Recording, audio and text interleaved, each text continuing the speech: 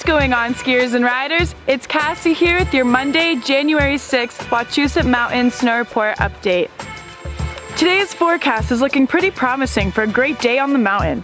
Temps should be in the low 30s with the occasional snowfall throughout the day, so the mountain will be looking picturesque. Get into the winter wonderland feeling and ski and ride in the snow. We are skiing on 25 machine groomed trails accompanied by 7 lifts. This week, we are starting our college nights with discounted lift tickets, rentals, and more with the student ID.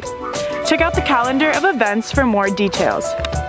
Hours of operation have now returned to 9 a.m. to 10 p.m. Monday through Friday, and 7:30 a.m. to 10 p.m. Saturday and Sunday.